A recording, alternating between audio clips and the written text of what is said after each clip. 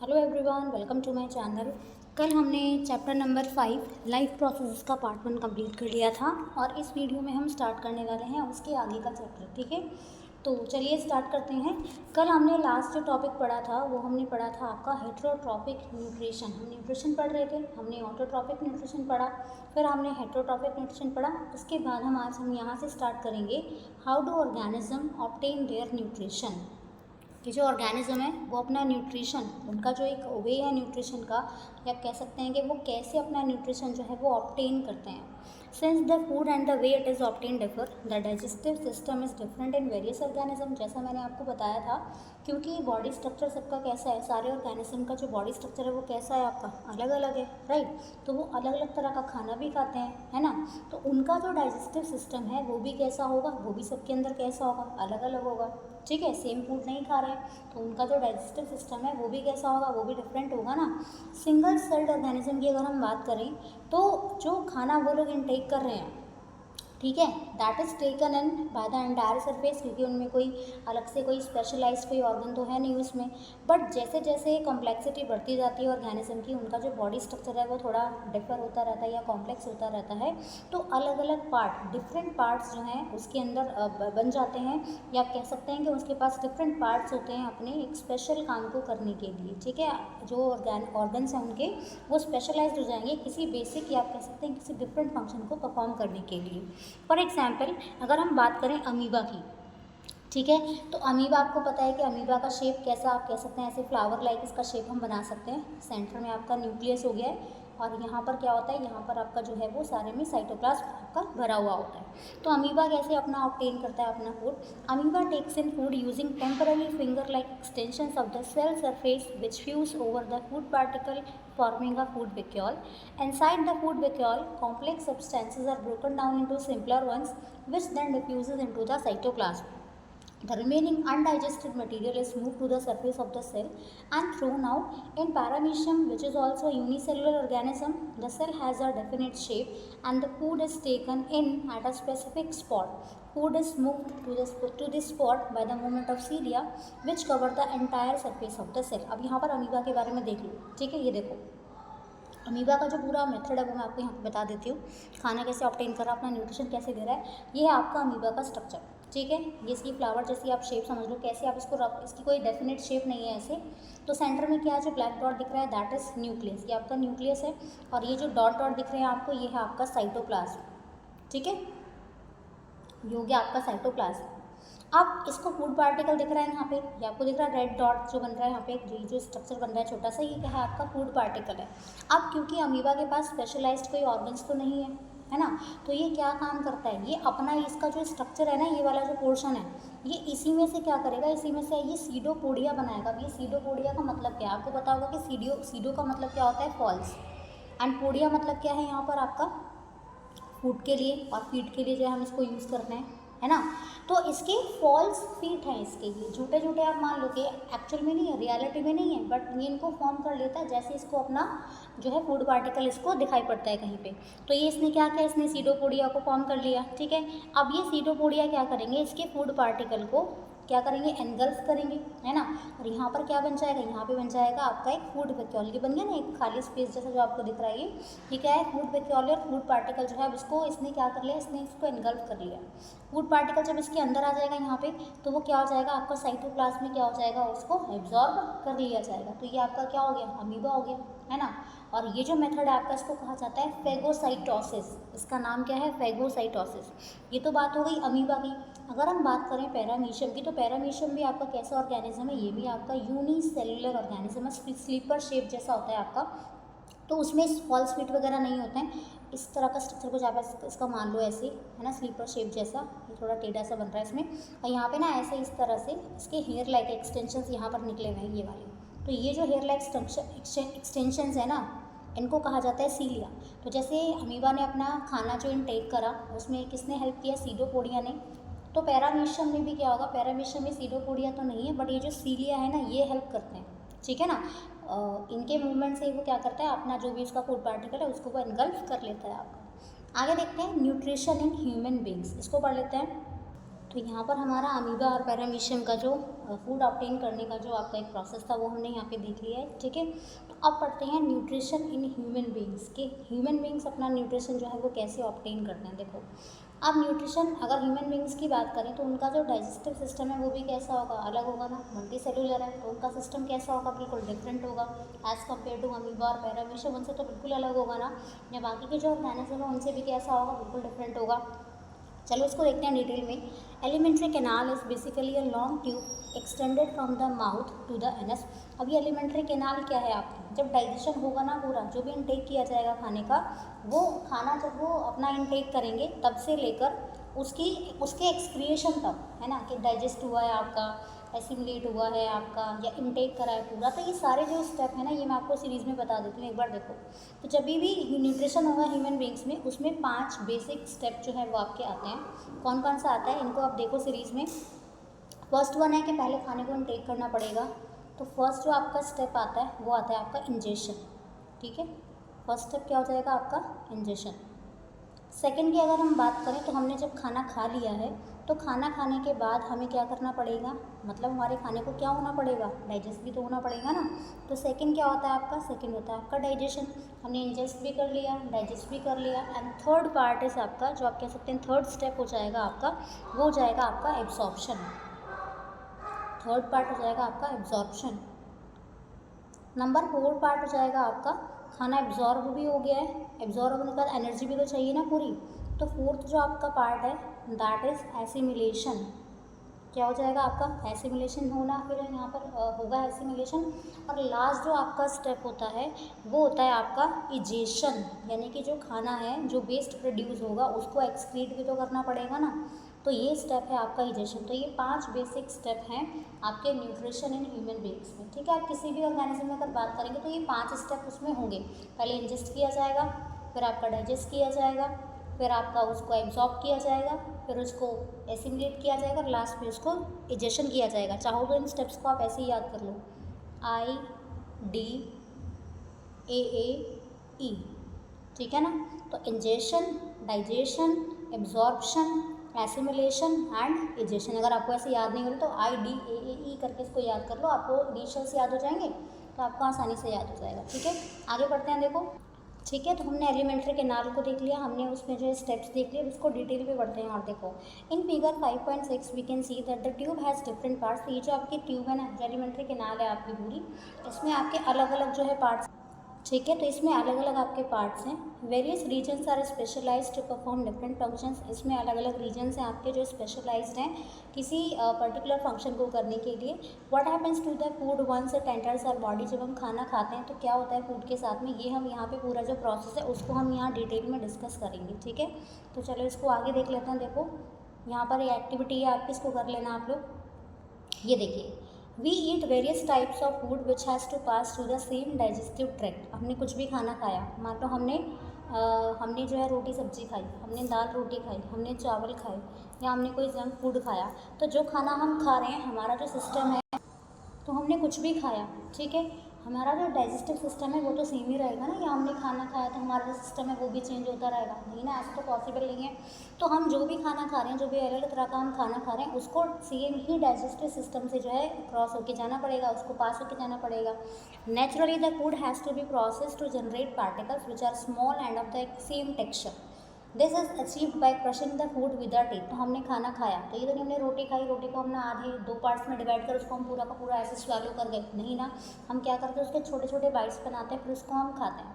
तो पहला जो काम है वो क्या होना चाहिए इसमें, कि जो भी हम खाना खाते हैं वो छोटे छोटे पार्टिकल्स में जाना चाहिए और सेम टेक्सचर का होना चाहिए, नहीं कि कोई बड़ा पार्टिकल हमने खा लिया कोई छोटा खा लिया, नहीं ना। एक यूनिफॉर्म जो है टेक्सचर उसका होना चाहिए। तो इसको करने के लिए क्या किया जाता है, सबसे पहले हम क्या करते हैं, हमने खाना जो भी खाएंगे ना, हम खाएंगे तो हमने खाना अपने मुंह में रखा, तो हमारा काम क्या होगा, सबसे पहले उस फूड को क्रश करना, ठीक है, उस फूड को क्रश करना with the help of our teeth. Since the lining of the canal is soft the food is also wetted to make it passage smooth. अब ये जो हमारी जो कैनाल है वो कैसी है, काफ़ी सॉफ्ट है, अंदर से इसकी जो लाइनिंग्स है वो कैसी है, बहुत सॉफ्ट होती है। तो खाना अगर हम खाते हैं तो उस खाने को थोड़ा सा वेट, हल्का सा ना उसमें गीला होना चाहिए वो खाना। गीला कैसे, आप रोटी खा रहे हो, मान लो आप सूखी रोटी खा रहे हैं तो वो गले में कभी कभी क्या होता है, अटकती है, चुभती है जब हम उसको खाते हैं ऐसे। बट अगर वही रोटी हम चाय के साथ खा लें या वही हम दही के साथ में खाएं तो हमें बहुत ज़्यादा प्रॉब्लम नहीं आएगी खाने में, उसको ईजिली जो है हम खा सकते हैं, ठीक है ना। जिससे कि उसका जो पैसेज है वो क्या हो जाएगा, आपका स्मूथ हो जाएगा, आसानी से हम उसको जो है स्वैलो कर पाएंगे, हम उसको नीचे जो है वो थोड़ा सा उसको शिफ्ट कर पाएंगे। When we eat something we like our mouth water, जब भी हम कुछ खाते हैं या हम कुछ अपनी मनपसंद चीज़ देखते हैं तो क्या आने लगता है, हमारे मुंह में पानी आने लगता है। This is actually not only water, ये सिर्फ पानी ही नहीं है, but a fluid called saliva secreted by the salivary gland. तो ये जो पानी आपको लगता है ना कि मुंह में आपके पानी आ गया किसी भी चीज़ को देख के, आपकी कोई फेवरेट चीज़ है, एक्चुअल में वो पानी ही नहीं है, वो क्या है, वो आपका एक फ्लूइड है जिसको कहा जाता है सलाइवा, ठीक है ना। और ये सलाइवा कौन सिक्रीट करता है, ये सलाइवा सिक्रीट होती है आपकी हमारे ग्लैंड प्रेजेंट होते हैं उनको कहते हैं salivary glands. Another aspect of the food we ingest is its complex nature. तो दूसरी बात क्या है कि जो हम खाना खाते हैं, जो खाना हम इंजेस्ट कर रहे हैं ना, वो कैसा है, वो कॉम्प्लेक्स नेचर में है, ठीक है। If it is to be absorb from the alimentary canal it has to be broken into smaller molecules. तो अगर इसको एब्जॉर्ब होना है एलिमेंट्री कैनाल से होके ये जाएगा तो इसको कॉम्प्लेक्स फॉर्म में नहीं कर पाएंगे हम लोग, इसको बिल्कुल भी इस तरह से एब्जॉर्ब नहीं कर पाएंगे। तो क्योंकि कॉम्प्लेक्स फॉर्म में लार्ज पार्टिकल्स हैं, इसमें लार्ज ग्लोब्यूल्स हैं, तो उनको क्या होना पड़ेगा, उनको छोटे छोटे पार्टिकल्स पे उनको तोड़ना पड़ेगा, उनका ब्रेकडाउन होना, उनको जो है यहाँ पे ब्रेकडाउन करना पड़ेगा उनका। This is done with the help of biological catalyst called enzyme. तो इस चीज़ में कौन हेल्प करता है, इस चीज़ में हेल्प करते हैं आपके बायोलॉजिकल कैटलिस्ट जिनको हम कहते हैं एंजाइम्स, ठीक है। तो आप कह सकते हैं कि एंजाइम क्या है, एंजाइम आपके बायोलॉजिकल कैटलिस्ट है जो बड़े पार्टिकल्स को या कॉम्प्लेक्स फॉर्म जो है आपका फूड मटेरियल को उसको स्मॉलर मॉलिक्यूल में क्या कर देंगे, कन्वर्ट करते हैं, ठीक है। The saliva contains an enzyme called salivary amylase. अभी जो सलाइवा था, ठीक है, जो सलाइवरी ग्लैंड सिक्रीट कर रहे हैं उसके अंदर एक एंजाइम मिलता है और इसका नाम क्या है, इसका नाम है सलाइवरी एमाइलेज। कहीं पे आपको एजेस दिख जाए ना लिखा हुआ, ये आप समझ लेना किसी एंजाइम की बात हो रही है। That break down starch which is a complex molecule to give simple sugar. तो ये क्या करता है, ये ब्रेक डाउन कर देगा स्टार्च को जो कि कॉम्प्लेक्स मॉलिक्यूल और सिंपल शुगर में इसको कन्वर्ट कर देगा। The food is mix thoroughly with saliva. खाना जो हमने खा रहे हैं, हम खाएंगे खाना, वो हमारा सलाइवा के साथ में मिक्स हो जाएगा, ठीक है। हम उसको मुंह में खाएंगे तो वो मिक्स हो जाएगा सलाइवा के साथ में। और मस्कुलर टंग जो है हमारी वो भी हेल्प करती है खाना चबाने में, दांत हमारे हेल्प करते हैं क्रश करने में। It is necessary to move the food in a regulated manner along the digestive tube so that it can be process properly in each part. तो ये बहुत ज़रूरी है कि जो भी खाना हम खा रहे हैं उसको कैसे पहुंचाना है बाकी के पार्ट्स में, उसको एक रेगुलेटेड मैनर में पहुंचाना पड़ेगा आपका, क्योंकि एक सीरीज़ में सारे सीक्वेंस में होने चाहिए। तो जो भी हमारा डाइजेस्टिव ट्यूब है, जो हमारे एलिमेंट्री कैनाल है, उसमें खाने को पहुंचाने के लिए, उसको खाने को एक पार्ट से दूसरे पार्ट में पहुंचाने के लिए एक रेगुलेटेड मैनर में हमें उसको शिफ्ट करना पड़ेगा, उसको मूव कराना पड़ेगा ताकि वो हर एक पार्ट को जो है प्रॉपरली जा सके। लाइनिंग जो है कैनाल की, उसमें मसल्स हैं आपकी that contract rhythmically in order to push the food forward. तो जो लाइनिंग से कैनाल की, एलिमेंट्री कैनाल की, उसमें मसल्स हैं जो क्या करती हैं, आपकी कॉन्ट्रैक्ट होती रहती हैं, ठीक है ना। और एक सीक्वेंस में जो है वो कॉन्ट्रैक्ट रिलैक्स होती रहती है, खाने को नीचे की तरफ या आप कह सकते हैं खाने को आगे की तरफ जो है वो पुश करती रहती हैं। तो ये जो मूवमेंट होता है, ये जो पेरिस्टल्टिक मूवमेंट है, ये पूरी जैसे खाना शिफ्ट होगा ना नीचे नीचे तक खाना आएगा, ठीक है ना, ऐसे नीचे नीचे फॉरवर्ड जो है आपके मूव करेगा अलॉन्ग दी गट के, बिल्कुल गट तक भी ऐसे ही ये मूवमेंट जो है वो आपका चलता रहता है। तो आपको समझ में आ गया होगा पेरिस्टल्टिक मूवमेंट किनको कहा जाता है। पेरिस्टल्टिक मूवमेंट होते हैं आपके जो रिदम में कॉन्ट्रैक्ट और रिलैक्स मूवमेंट जो होते रहते हैं ना। मान लो ये आपका फूड पाइप है फॉर एग्जांपल, समझने की कोशिश करना। इसमें आपने कोई चीज़ लिक्विड पिएंगे तो लिक्विड तो आपका इजीली ऐसे यहाँ से नीचे तक पूरा आपका आ जाएगा। लेकिन आप कोई ऐसी चीज़ खा रहे हो जो थोड़ी सी हार्ड है, कुछ भी आपने रोटी खाई, रोटी के टुकड़े खाए आपने, यहाँ पे आया, फिर रोटी के टुकड़े या कुछ भी आपने खाया तो यहाँ पे आया, तो वो यहाँ से जब नीचे आएगा ना तो ये जो मूवमेंट है वो कुछ इस तरह का मूवमेंट होता रहता है। जहाँ जहाँ खाना शिफ्ट होता रहता है ना आपका, ये तो इस तरह से कुछ मूवमेंट होता रहता होगा ये कि यहाँ पे खाना है, फिर वो नीचे को खिसकेगा तो ये अंदर से कॉन्ट्रैक्ट हो गया, ठीक है, फिर ये खाना बाहर को आएगा तो ये रिलैक्स हो गया आपका। ऐसे करके मूवमेंट चलता रहता है ना। तो यही जो मूवमेंट है आपके, इन्हीं को कहा जाता है आपका पेरिस्टल्टिक मूवमेंट, यानी कि रिदमिक कॉन्ट्रैक्ट एंड रिलैक्स। जो रिलैक्स मूवमेंट जो भी होते रहते हैं ना आपके, इन्हीं को कहा जाता है आपका peristaltic movement. From the mouth the food is taken to the stomach. अब हमने खाना खाया, सलाइवा मिक्स हुई, सलाइवरी एमाइलेज यहाँ ने हेल्प किया सलाइवा सिक्रीट करने में, ठीक है। और कहाँ से हो रहे हैं, सलाइवरी ग्लैंड जो है वो सिक्रीट करता है यहाँ पे। तो अब क्या हो जाएगा, सलाइवरी एमाइलेज क्या कर रहा है, हमारे जो कार्बोहाइड्रेट है या हमारा जो स्टार्च है उसको सिंपलर शुगर में कन्वर्ट कर रहा है। नेक्स्ट क्या हो जाएगा, जो हमने खाना खाया ना, जो हमने खाना खा लिया है, उस खाने को कहाँ पर आना पड़ेगा, अब उसको आना पड़ेगा स्टमक में, ठीक है, थ्रू द फूड पाइप और ईसोफेगस। फूड पाइप का ही दूसरा नाम है ईसोफेगस। तो खाने को कहाँ पे आना है, स्टमक में आना है, फूड पाइप के थ्रू होता हुआ आएगा ये। Stomach is a large organ which expand when food enter it. तो स्टमक जो है आपका ऑर्गन है, और जब हम खाना खाते हैं तो ये जो है थोड़ा सा बड़ा हो जाता है, ठीक है। मस्कुलर वॉल जो है स्टमक की, वो किस चीज़ में हेल्प करती हैं, खाने को मिक्स करने में हेल्प करेंगी। जो हमारे स्टमक के अंदर जो भी डाइजेस्टिव जूसेस मिलते हैं, जो भी वहाँ पे केमिकल्स हैं, उनके साथ में वो क्या होता रहता है, मिक्स होता रहता है। डाइजेशन जो है आपका स्टमक में is taken care of by the gastric gland. तो डाइजेशन जो होगा स्टमक में उसको कौन ध्यान रखता है, उसको ध्यान रखता है, कौन ध्यान रखता है, gastric gland present in the wall of the stomach. कहाँ मिलते हैं आपके, ये जो वॉल है स्टमक की वहाँ पर मिलते हैं। ये क्या करते हैं, गैस्ट्रिक ग्लैंड का आपका काम क्या होता है, इनका काम होता है हाइड्रोक्लोरिक एसिड को रिलीज़ करना, HCl रिलीज़ करना। और क्या होता है यहाँ पर, प्रोटीन डाइजेस्टिंग एंजाइम है यहाँ पर। प्रोटीन को डाइजेस्ट करने के लिए एक स्पेशल आपका एंजाइम है जिसका नाम है पेप्सिन। एंड म्यूकस को रिलीज़ करने के लिए हाइड्रोक्लोरिक एसिड क्या करता है, एक एसिडिक मीडियम बनाएगा, है ना। और उसका काम क्या होता है, उसका काम होता है कि जो आपका एंजाइम पेप्सिन है ना, वो फटाफट से अपना काम कंप्लीट करे, मतलब कि वो प्रोटीन को जल्दी से डाइजेस्ट कर ले। While other functions do you think is serve by the acid, the mucus protect the inner lining of the stomach from the action of the acid under normal conditions.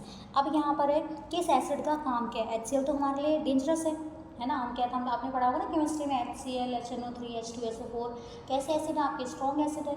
तो question आ सकता है कि acid जो है तो हमें नुकसान क्यों नहीं पहुंचा रहा। तो यहाँ पे ये जो म्यूकस है ना, जो आपकी ये म्यूकस सिक्रेट हो रहा था यहाँ पे, ये म्यूकस का काम होता है कि स्टमक की अंदर की लाइनिंग्स जो भी है, इनर लाइनिंग्स को प्रोटेक्शन देगा, किससे, एसिड से, कि फिर हमें कोई नुकसान जो है वो नहीं पहुँचाएगा आपका जो एसिड होगा, right. We have often heard adults complaining about acidity. तो आपने देखा होगा घर में कि एसिडिटी होने लगती है ना, कुछ भी खाते हैं तो जलन होने लगती है। Can this be related to what has been discussed about. तो जो मैंने आपको भी बताया ना, आप उससे इसको रिलेट कर पाएंगे कि एसिडिटी क्या है।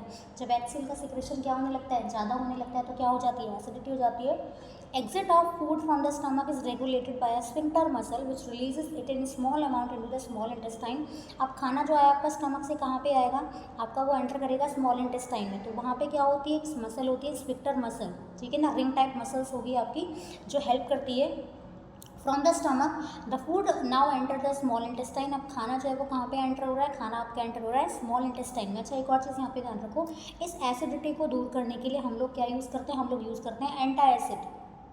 एंटाएसिड क्या है, जो एसिड के अगेंस्ट में काम कर रहे हैं। जैसे इनो हम यूज़ कर रहे हैं ना, तो वो क्या है आपका एंटाएसिड है। वो क्या करेगा, जो भी एसिड का इफेक्ट है ना, उसको क्या करने की कोशिश करेगा, न्यूट्रलाइज करने की कोशिश करेगा, और हमें थोड़ा सा रिलीफ जो है फिर आपका मिल जाता है। तो खाना कहाँ पर आया, खाना आया हमारा स्मॉल इंटेस्टाइन में। स्मॉल इंटेस्टाइन का नाम ही स्मॉल है, बट एक्चुअल में this is the longest part of the alimentary canal which is fitted into a compact space because of extensive coiling. तो इसका नाम ही है स्मॉल, बट एक्चुअल में ये सबसे बड़ा पार्ट है, लॉन्गेस्ट पार्ट है आपका, लंबा पार्ट है एलिमेंट्री कैनाल का, जो हमें बहुत छोटा सा लगता है। क्यों, क्योंकि ऐसे कॉइलिंग फॉर्म में जो है हम इसको देखते हैं स्मॉल इंटेस्टाइन को, ठीक है। लेकिन एक्चुअल में क्या है, ये एक्चुअल में बहुत ही लॉन्गेस्ट पार्ट है। लेंथ जो है स्मॉल इंटेस्टाइन की वो डिफरेंट हो सकती है आपकी एनिमल्स में, फ्रॉम एनिमल टू एनिमल ये वेरी करेगा। किस चीज़ पर डिपेंड करेगा, depending on the food diet, वो किस तरह का खाना खाते हैं उस चीज़ पर भी आपका डिपेंड करता है। बात करें हर्बीवोरस की, तो हर्बीवोरस आपको पता है किनको कहा जाता है, हर्बीवोरस होते हैं आपके ग्रास ईटिंग एनिमल या प्लांट ईटिंग एनिमल। तो वो क्या करते हैं, वो घास खाते हैं। अब वो घास खाते हैं तो घास को खाने के लिए काफ़ी लंबा टाइम चाहिए उनको डाइजेस्ट करने के लिए, है ना। तो उनकी जो इंटेस्टाइन है वो कैसी होती है, लंबी, सो दैट कि वो सेल्यूलोज को आसानी से या इजीली जो है फिर डाइजेस्ट कर पाएँ। तो अगर आपसे पूछा जाए कि हर्बीवोरस के अंदर इंटेस्टाइन जो है वो लॉन्ग क्यों होती है, क्योंकि वो जो घास, क्योंकि वो प्लांट ईटिंग एनिमल है, उनमें क्या मिलेगा, सेल्यूलोज की अमाउंट ज़्यादा होगी, तो उसको डाइजेस्ट करने के लिए उनको एक लंबी इंटेस्टाइन की रिक्वायरमेंट होगी, कि वो टाइम लेता है डाइजेस्ट होने में। Meat is easier to digest. अब जो आपका मीट है उसको ईजिली डाइजेस्ट किया जा सकता है। तो जो आपके कार्निवोरस हैं, जो फ्लैश ईटिंग आपके एनिमल्स हैं, कार्निवोरस मतलब जो फ्लैश ईटिंग एनिमल्स हैं, वो क्या करेंगे, इसको जल्दी से फिर डाइजेस्ट कर लेंगे। तो उनकी इंटेस्टाइन जो है वो कैसी होती है, वो होती है आपकी small intestine. The small intestine is the site of the complete digestion of carbohydrate, protein and fat. तो कंप्लीट डाइजेशन जो हो रहा है वो आपका कहाँ पर हो रहा है, स्मॉल इंटेस्टाइन वो जगह है जहाँ पर कंप्लीट डाइजेशन होगा। किस चीज़ का, कार्बोहाइड्रेट का, प्रोटीन का और फैट का। It receive the secretion of the liver and pancreas from this for this purpose. तो यहाँ पे लीवर से जो भी आपका सिक्रेशंस हो रहे हैं, आपके पेनक्रियाज से जो भी सिक्रेशन हो रहे हैं वो इसमें हेल्प करते हैं। यहीं से जो भी चीज़ सिक्रेट हो रही है डायरेक्टली यहीं पर आएगी। The food coming from the stomach is acidic. जो खाना स्टमक से आएगा क्योंकि वो वहाँ पे क्या था, HCl था, तो वो कैसा होगा, एसिडिक होगा। तो उसको एल्कलाइन मतलब उसको बेसिक बनाना पड़ेगा। तो वहाँ पे कौन काम करेगा, वहाँ पे पेनक्रियाटिक एंजाइम जो है आपके वो एक्ट करेंगे उसको एल्कलाइन बनाने के लिए। अब कौन कौन से यहाँ पे जो सिक्रेशन है ये कर रहे हैं आपके लीवर, तो आपका जो लीवर है वो सिक्रेट करता है आपका बाइल जूस, ठीक है ना। From the liver accomplishes this in addition to acting on fat. Fat पे भी ये काम करता है।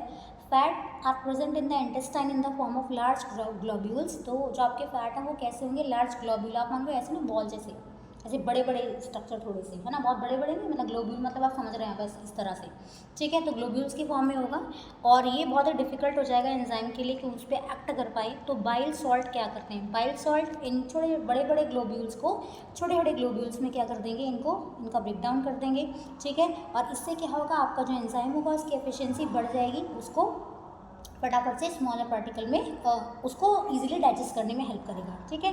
This is similar to the emulsifying action of soap on dirt that we have learn about in chapter 4। तो एमल्सिफाइंग एक्शन जो है soap कैसे काम करता है, डर्ट लग जाती है सोप पे, तो आपके में चैप्टर है ना उसमें इसको हम पढ़ेंगे पूरा फिर कि वो कैसे काम करता है। अब पेनक्रियाज की अगर हम बात करें तो पेनक्रियाज क्या करता है, आपका पेनक्रियाज सिक्रीट करता है आपका पेनक्रियाटिक जूस, जिसके अंदर क्या मिलते हैं, एंजाइम मिलते हैं, जैसे आपका ट्रिप्सिन, ये आपके एंजाइम का नाम है। तो इसका काम क्या होता है, इसका काम होता है प्रोटीन को डाइजेस्ट करना। ये लो जी, प्रोटीन को डाइजेस्ट कर लिया इसने। लाइपेस होगा, इसका काम क्या होगा, फैट को डाइजेस्ट करना, ठीक है ना। जो इमल्सिफाइड फैट है उसको जो है उसका ब्रेक डाउन करेगा। वॉल जो है स्मॉल इंटेस्टाइन की, उसमें ग्लैंड्स मिलते हैं जिनका काम होता है इंटेस्टाइनल जूस को सिक्रेट करना। तो कहाँ से कौन सी चीज़ रिलीज हो रही है ये भी आपको ध्यान रखना है। वॉल जो है स्मॉल इंटेस्टाइन की, उसमें ग्लैंड मिलते हैं जो सिक्रेट करते हैं आपके इंटेस्टाइनल जूस को। Enzyme present in it finally convert the protein to amino acid, complex carbohydrate into glucose and fat into fatty acid and glycerol. ये भी आपको याद रखना है। अब यहाँ पर ये जो एंजाइम थे सारे काम कर रहे थे, प्रोटीन के लिए काम कर रहे हैं, लिपिड के लिए काम कर रहे हैं, आपके फैट के लिए काम कर रहे हैं। तो ये क्या करते हैं, फाइनली ये प्रोटीन को तो कन्वर्ट कर देंगे अमीनो एसिड्स में, कार्बोहाइड्रेट्स को कन्वर्ट कर देंगे ग्लूकोज में, और फैट को कर देंगे आपका फैटी एसिड्स या फिर आपका ग्लिसरॉल में। आपको ऐसे ही ध्यान रखना है सारा ये। Digested food is taken up by the wall of the intestine. The inner lining of the small intestine has numerous finger-like projections called villi, which increase the surface area for absorption. अब ये जो digested food था आपका, ये कहाँ पर आ गया था आपका स्मॉल इंटेस्टाइन में। अभी ये वहीं पे सारे जो भी केमिकल्स हैं, जो भी सिक्रेशंस हो रहे हैं वो यहीं पे हो रहे हैं। अब ये जो आपके इंटेस्टाइन है ना, इस इंटेस्टाइन को आप ऐसे समझ लो, मैं थोड़ा सा मैग्नीफाइड व्यू समझ लेना इसको। ये इंटेस्टाइन है मान लो आपकी, तो इसमें ना ऐसे फिंगर लाइक प्रोजेक्शन होते हैं इस तरह के, कुछ ऐसे अप एंड डाउन। तो इनको क्या कहा जाता है, इनको कहा जाता है विलाई, राइट। अब इन विलाई का काम क्या होता है, इन विलाई का काम होता है सरफेस एरिया को बढ़ा देना। इनका काम क्या होता है, they increase the surface area for absorption. ये जो विलाई हैं ये किस चीज़ से बिल्कुल भरे हुए होते हैं, they are supplied with the blood vessels, they are richly supplied with blood vessels. और क्या करते हैं, which take the absorb food, जो भी खाना एब्जॉर्ब होगा ना उसको हर एक सेल तक पहुँचाने का काम यहीं से होगा आपका सारा, जहाँ पे इनको यूज़ कर लिया जाएगा एनर्जी को ऑब्टेन करने के लिए, नए टिश्यूज़ को बनाने के लिए। जो भी डैमेज हो चुका है, जो रिपेयर होना है वो यहीं से होगा सारा, और जो भी आपके ओल्ड टिश्यूज़ हैं उनको रिपेयर करने में भी यहीं से हेल्प मिलता है। अब ये जो आपका फूड था जो एब्जॉर्ब हो गया वो तो यहाँ पे काम कर लिया उसने। जो आपका अनएब्जॉर्ब्ड फूड है वो उसका भी तो कुछ ना कुछ करना पड़ेगा ना हमें, है ना। तो इंजेस्ट भी हो गया है यहाँ पर आपका, डाइजेस्ट भी हो गया, एब्जॉर्ब भी हो गया, एसिमुलेट भी हो रहा है यहाँ पे। अब बारी है यहाँ पे इजेशन की सॉरी।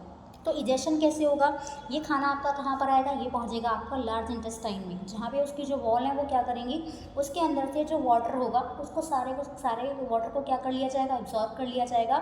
और जो भी आपका रेस्ट मटेरियल है, जो भी आपका वेस्ट है उसको एनएस के थ्रू जो है वो रिलीज़ कर दिया जाएगा।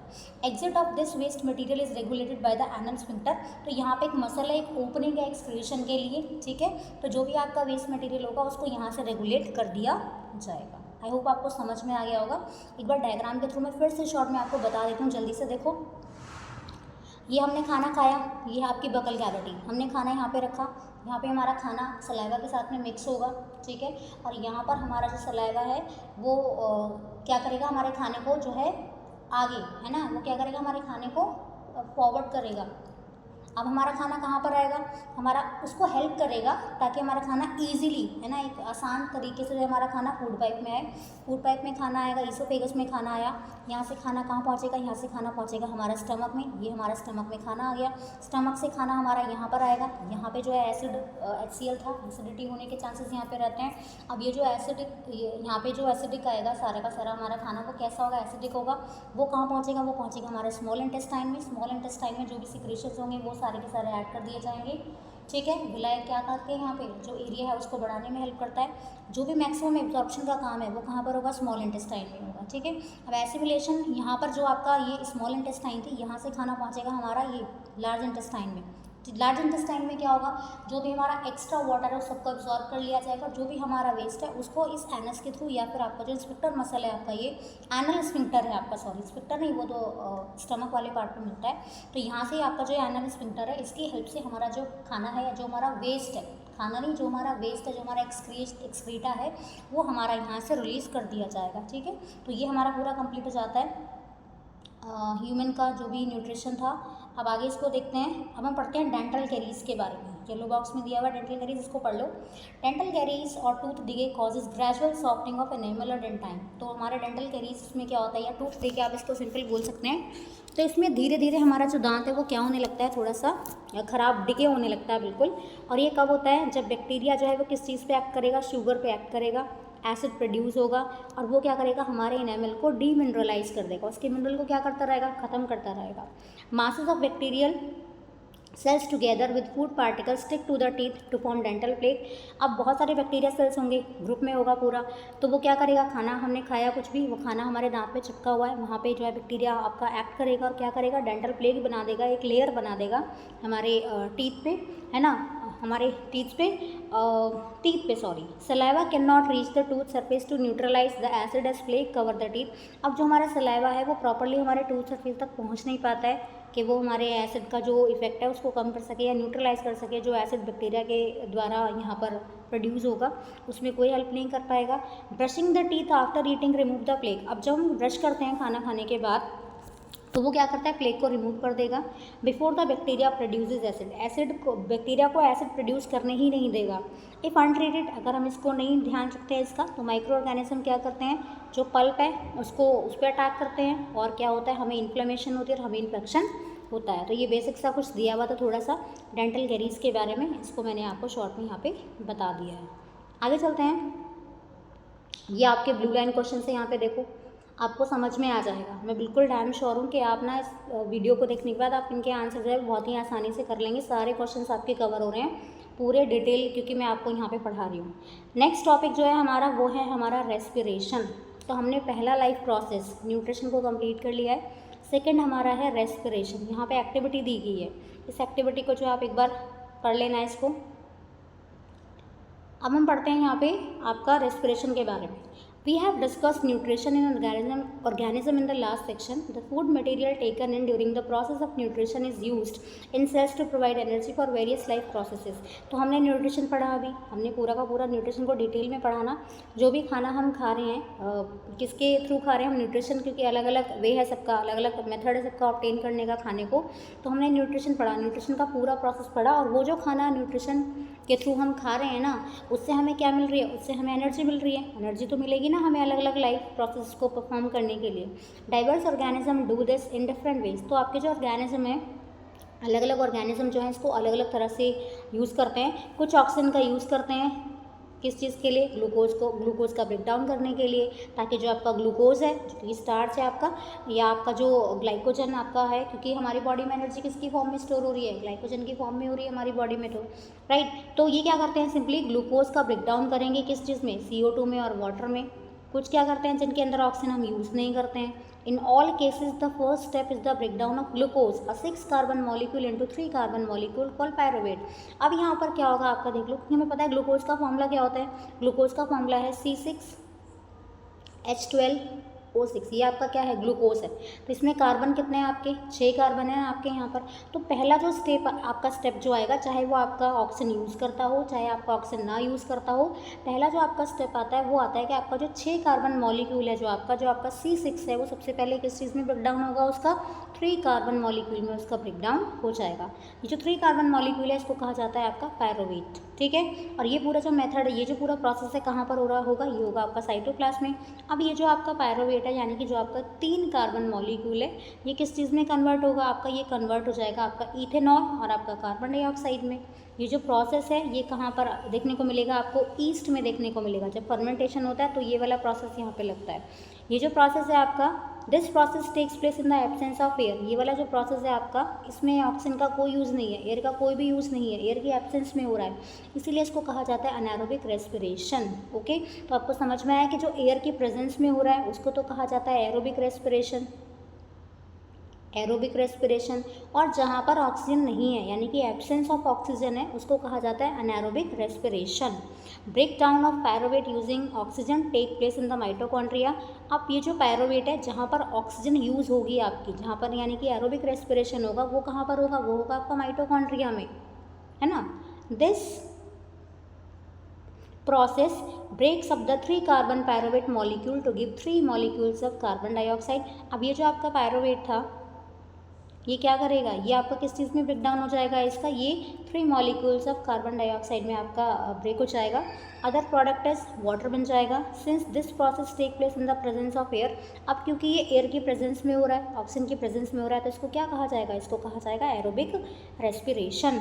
Release of energy in this aerobic respiration is a lot greater then in the anaerobic respiration. तो एनर्जी जो रिलीज होगी ना इसमें, वो ज़्यादा होगी, यानी कि एनारोबिक में एनर्जी कैसी होगी, कम, बट इन एरोबिक एनर्जी कैसे रिलीज होगी आपकी, ज़्यादा होगी। Sometimes when there is a lack of oxygen in our muscle cells, another pathway for the breakdown of pyruvate is taken। अब आपके पास दो कंडीशन तो होगी कि आपके पास ऑक्सीजन है और आपके पास ऑक्सीजन नहीं है, दो कंडीशन है। बट ऐसा हो सकता है कि ऑक्सीजन है बट प्रॉपर नहीं है, लैक ऑफ ऑक्सीजन है हमारी मसल सेल्स में, तो यहाँ पर क्या हो जाएगा, यहाँ पर एक अनदर पाथवे जो है वो होगा, किस चीज़ के लिए, पायरोवेट का ब्रेकडाउन करने के लिए। यहाँ पर क्या होगा, pyruvate is converted into lactic acid. जो आपका पायरोवेट था, 3 कार्बन मॉलिक्यूल जो था आपका, वो किस चीज़ में कन्वर्ट होगा, it will be converted into lactic acid which is also a 3 carbon molecule. ये भी आपका क्या है, ये भी आपका 3 कार्बन मॉलिक्यूल है। This buildup of lactic acid in our muscles during sudden activity causes cramp. तो ये जो आपका लैक्टिक एसिड है ना, इसके प्रोडक्शन की वजह से हमारी मसल्स में कभी कभी यहाँ क्या आने लगते हैं, क्रैम्प्स आने लगते हैं, जैसे पैरों में दर्द होने लगता है हल्का सा, ठीक है ना, प्रॉब्लम होने लगती है कुछ इस तरह की, पैर दुखते हैं बहुत ज़्यादा, उन्हीं को कहा जाता है। अब ये डायग्राम के थ्रू इसको एज इट इज़ बिल्कुल याद कर लो, जैसे डायग्राम यहाँ पर दिया गया, देखो जो हमने सारा पढ़ा ना, वो है डायग्राम के फॉर्म में कैसे दिया है। हमारे पास क्या था, हमारे पास था ग्लूकोज 6 कार्बन मॉलिक्यूल C6H12O6। अब इसका ब्रेकडाउन हुआ किस चीज़ में, 3 कार्बन मॉलिक्यूल में, तो ये क्या बन गया आपका, पायरोवेट बन गया। साथ ही साथ यहाँ पे एनर्जी रिलीज होगी, और ये सारा काम कहाँ पर होगा, ये सारा काम होगा आपका साइटोप्लाज्म में, ठीक है। आपके पास 3 कंडीशंस आ जाएंगी। पहली कंडीशन है आपके पास presence of oxygen, absence of oxygen और लैक ऑफ ऑक्सीजन, कैसे इनको रख लो आप ऊपर नीचे। तो ये एब्सेंस ऑफ ऑक्सीजन वाली है, ऑक्सीजन नहीं हो रहा है, यानी कि एनारोबिक रेस्पिरेशन है। यहाँ पर आपकी एरोबिक रेस्पिरेशन है प्रेजेंस ऑफ ऑक्सीजन में। इस वाले केस में एब्सेंस ऑफ ऑक्सीजन में यहाँ पर क्या होगा, यहाँ पर ये आपका दिया गया है कि ये ईस्ट में होगा, फर्मेंटेशन जब होगा तो यहाँ पे क्या बनेगा, आपका इथेनॉल बनेगा, ठीक है, आपका CO2 बनेगा और आपका एनर्जी यहाँ पे बनेगी। बात करें प्रेजेंस ऑफ ऑक्सीजन वाले की, ये कहाँ पर हो रहा है, ये आपका माइटोकॉन्ड्रिया में हो रहा है। यहाँ पर क्या प्रोड्यूस होगा, आपका CO2 बनेगी आपका, ठीक है, वाटर होगा आपका, और साथ साथ आपका एनर्जी होगी यहाँ पर। थर्ड कंडीशन है आपकी लैक ऑफ ऑक्सीजन, जो हमारी मसल सेल्स, जो मैं आपको भी बता रही थी क्रैम्प होता है जिसकी वजह से, तो यहाँ पर क्या होगा, यहाँ पर आपका 3 कार्बन मॉलिक्यूल में ही कन्वर्जन हो रहा है, लैक्टिक एसिड में कन्वर्जन हो रहा है आपका, और साथ ही साथ आपकी एनर्जी जो है वो यहाँ पे रिलीज हो रही है। तो यहाँ पर ग्लूकोज का ब्रेकडाउन बताया गया था 3 पार्ट्स में, इसको एज इट इज़ बिल्कुल अच्छे से जो है आप याद कर लेना। Energy released during cellular respiration is immediately used to synthesize a molecule called ATP, which is used to fuel all other activities in the cell। अब ये जो एनर्जी रिलीज होगी ना सेलुलर रेस्पिरेशन के टाइम पे, ये जो एनर्जी रिलीज हो रही है इसको इमीडिएटली यूज़ कर लिया जाएगा, क्या बनाने के लिए, एक मॉलिक्यूल बनाने के लिए, जिसको हम क्या कहते हैं, इसको हम कहते हैं ATP। ATP का मतलब क्या है, एडिनोसिन ट्राई फॉस्फेट, इसकी फुल फॉर्म भी याद कर लेना, एडिनोसिन ट्राइफॉस्फेट, ठीक है। तो ये एटीपी जो है आपका जनरेट होगा, यहाँ पे एटीपी आपका प्रोड्यूस होगा और इसी एटीपी का यूज़ किया जाएगा बाकी की सेल की जो भी एक्टिविटीज़ है उनको फुलफिल करने के लिए। In this process ATP is broken down giving rise to a fixed amount of energy which can drive the endothermic reactions taking place in the cell. अब ये जो आपका एटीपी था, इस प्रोसेस में ये जो एटीपी है ना, इसका ब्रेकडाउन होगा और इससे जो है कुछ एनर्जी आपकी रिलीज़ होगी। फिर उसके बाद इसको हम यूज़ करेंगे किस चीज़ के लिए, जो भी एंडोथर्मिक रिएक्शंस होती हैं इनसाइड द सेल, उनमें ये हेल्प करता है आपका, ठीक है। तो यहाँ पे एटीपी के बारे में आप पढ़ लो। देखो एटीपी की फुल फॉर्म मैंने आपको बता दी, एडिनोसिन ट्राइफॉस्फेट। जो इंपॉर्टेंट पॉइंट्स है वो आप याद रख लो। एनर्जी करेंसी है, एनर्जी करेंसी कहा जाता है इसको। जो एनर्जी रिलीज़ होगी आपकी इस प्रोसेस में, रेस्पिरेशन में जो एनर्जी आपकी रिलीज़ हो रही है वो किस चीज़ के लिए यूज़ कर ली जाएगी, एटीपी मॉलिक्यूल बनाने के लिए। पहले एडीपी बनेगा और एडीपी के बाद उसमें क्या बनेगा आपका एटीपी। ये डाइफॉस्फेट है और वो आपका ट्राइफॉस्फेट है। एंड इनऑर्गेनिक फॉस्फेट, ये आपकी रिएक्शन दे दी यहाँ पर। तो endothermic processes in the cell then use this ATP to drive the reactions. तो एंडोथर्मिक प्रोसेसेस जो भी हो रहे होंगे सेल के, वो क्या करेंगे, इस एटीपी का यूज़ करेंगे रिएक्शंस को आगे करने के लिए। When the terminal phosphate linkage in ATP is broken using water energy equivalent to 30.5 kilo joule per mole is release. तो यहाँ पे इतनी एनर्जी जो है वो आपकी रिलीज हो जाएगी। इसका नंबर ऐसे याद रखने की वैसे ज़रूरत नहीं है, बट फिर भी देख लेना, ठीक है ना। Think of how a battery can provide energy for many different kind of uses. अब यहाँ पे एग्जाम्पल के थ्रू आपको समझाने की कोशिश की गई है। It can be use to obtain mechanical energy, light energy, electrical energy and so on. तो यहाँ पे बताया कि जो आपकी बैटरी है वो कैसे कैसे एनर्जी आपको प्रोवाइड कराएगी अलग अलग यूजेस के लिए। मैकेनिकल एनर्जी के लिए, लाइट एनर्जी को ऑब्टेन करने के लिए, इलेक्ट्रिकल एनर्जी को आपको ऑब्टेन करने के लिए। उसी तरह से जो आपकी एटीपी है उसको यूज़ किया जाएगा सेल्स में, किस चीज़ के लिए, for the construction of muscles, इस काम के लिए, प्रोटीन सिंथेसाइज करने के लिए, conduction of impulses, nervous impulses के लिए और बहुत सारी एक्टिविटीज़ को करने के लिए। आगे देखो, since the aerobic respiration pathway depend on oxygen, aerobic organism need to ensure that there is a sufficient intake of oxygen. अब क्योंकि आपको पता लग गया होगा कि एरोबिक रेस्पिरेशन है तो वहाँ पर क्या चाहिए हमें, ऑक्सीजन की रिक्वायरमेंट तो होगी। तो जो एरोबिक ऑर्गेनिज्म है उनको इंश्योर करना पड़ेगा कि उनके पास सफिशिएंट अमाउंट हो ऑक्सीजन का। We have seen that plant exchange gases through stomata. हमें पता है, हमने पढ़ा है अभी कि प्लांट जो है वो अपनी गैसेज का एक्सचेंज करते हैं, किसकी हेल्प से, स्टोमेटा की हेल्प से। And the large intercellular spaces ensure that all cells are in contact with air. Carbon dioxide and oxygen are exchange by diffusion here. तो यहाँ पर क्या होगा, आपका जो कार्बन डाइऑक्साइड है या जो आपका ऑक्सीजन, उनको एक्सचेंज किया जाएगा किसके थ्रू, डिफ्यूजन के through. They can go into cells और away from them and out into the air. अब ये कैसे काम कर रहे हैं आपके, ठीक है, सेल में आएंगे आपके या सेल में एंटर कर रहे हैं, सेल से दूर जा रहे हैं, ठीक है ना। The direction of diffusion depends upon the environmental conditions and the requirement of the plant. जो डिफ्यूजन की डायरेक्शन है वो किस चीज़ पे डिपेंड करती है, एनवायरनमेंट की क्या कंडीशन है आपका और प्लांट की क्या रिक्वायरमेंट है। अगर हम बात करें नाइट के टाइम पे, तो नाइट के टाइम पे वहाँ पर फोटोसिंथेसिस नहीं हो रहा होता, क्योंकि वहाँ पर क्या नहीं होती है, आपकी लाइट नहीं होती है। तो CO2 एलिमिनेशन, CO2 को जो CO2 का एलिमिनेशन है वो बहुत ज़्यादा यहाँ पर होता है। आप कह सकते हैं कि मेजर एक्सचेंज है जो रात के टाइम पे होती रहती है, CO2 का एलिमिनेशन।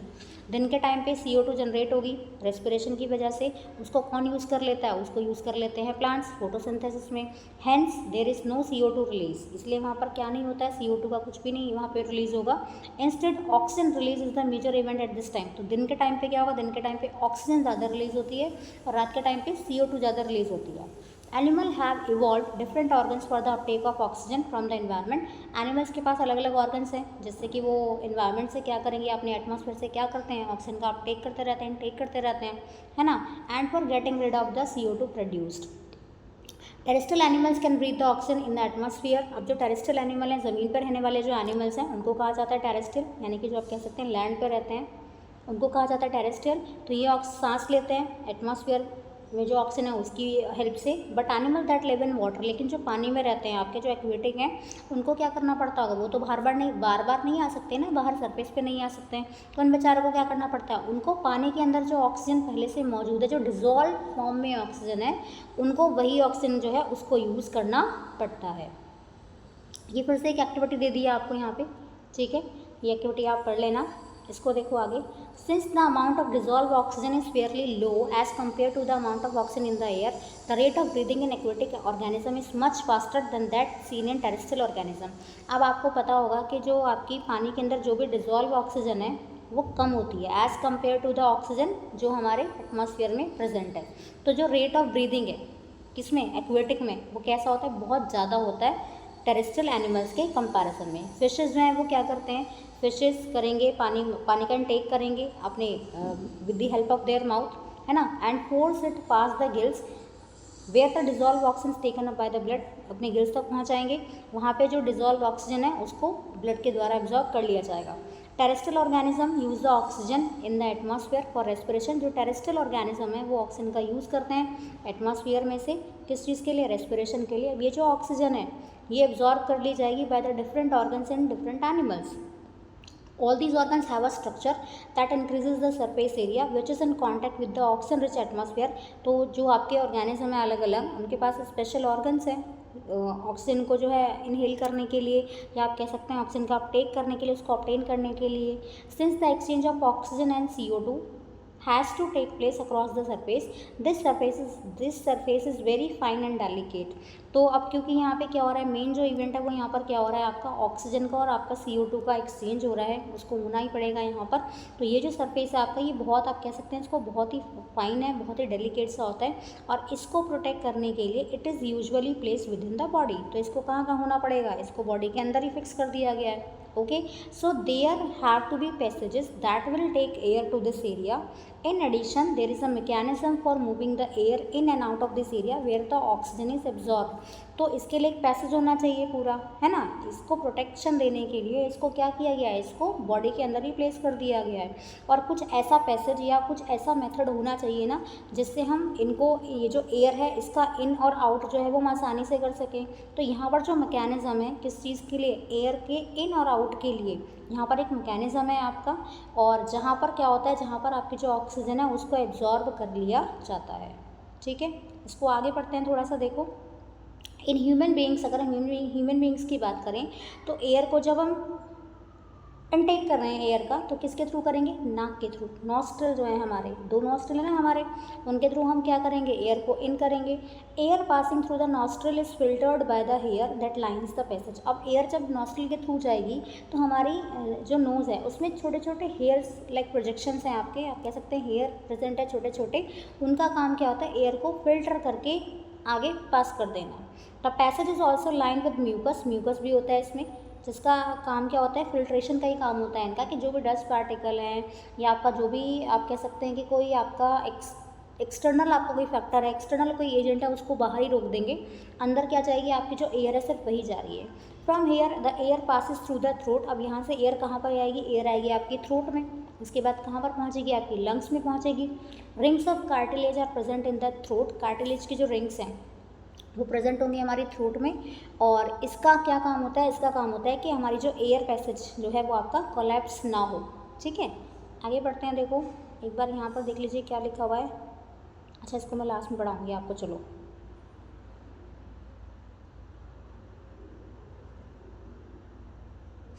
इसको कल ही करेंगे, ये वाला येलो बॉक्स कंप्लीट कर लेते हैं। यहाँ पर देखो, यहाँ पर लिखा है यूजिंग टोबैको डायरेक्टली और any product of tobacco in the form of cigar, cigarette, bidis, हुक्का, गुटखा एक्सेट्रा इज हार्मफुल। आप टोबैको को आप इनडायरेक्टली ले लो या इनडायरेक्टली ले लो, या कोई भी प्रोडक्ट टोबैको जिसमें थोड़ा बहुत उसका कुछ भी इस तरह का कोई भी केमिकल या इस तरह के कोई भी इंग्रेडिएंट्स मिलते हैं, अगर चाहे वो सिगार की फॉर्म में लो, सिगरेट की फॉर्म में लो, इन सब चीज़ों में से कुछ भी अगर आप ले रहे हैं तो वो हमारे लिए क्या होता है, हार्मफुल होता है। जो लोग खाते हैं उनके लिए हार्मफुल होता है। Use of tobacco most commonly affect the tongue, lungs, heart and liver. तो ये किस चीज़ को अफेक्ट करता है, कौन से ऑर्गन्स को, टंग को, लंग्स को, हार्ट को, लिवर को। Smokeless tobacco is also major risk factor for heart attack. अब स्मोकलेस टोबैको जो है आपके, वो भी इंपॉर्टेंट, आप कह सकते हैं कि वो भी एक मेजर रोल प्ले करते हैं किस चीज़ में, कि हार्ट अटैक्स आ गए हैं, स्ट्रोक्स आ गए हैं, पल्मोनरी डिजीज़, लंग्स रिलेटेड कोई भी डिजीज़ हो गई है, और अलग अलग तरह के कैंसर्स करने में भी ये आपके अलग अलग कैंसर्स भी होते हैं इनसे। There is a high incidence of oral cancer in India. तो ओरल कैंसर सबसे ज़्यादा कॉमन हो रहा है आजकल टोबैको खाने वाले लोगों के लिए, क्योंकि वो टोबैको को खाते रहते हैं किसकी फॉर्म में, गुटखा की फॉर्म में। तो stay healthy, just say no to tobacco and its product. तो हेल्दी रहिए और इस तरह की कोई भी चीज़ है टोबैको या उससे बना हुआ कोई भी प्रोडक्ट है उसको कंज्यूम नहीं करना चाहिए। तो यहाँ पे हम आज इतना ही पढ़ेंगे। ये हमारा पार्ट सेकंड जो है वो कंप्लीट हो गया है। कल हम इसका पार्ट 3 करेंगे, फिर हम आगे आगे कंटिन्यू करेंगे हमारा रेस्पिरेशन से। पूरा रेस्पिरेशन को और डिटेल में पूरा डायग्राम की हेल्प से हम इसको कल कंटिन्यू करेंगे। तो मिलते हैं अगले वीडियो में, तब तक के लिए थैंक यू।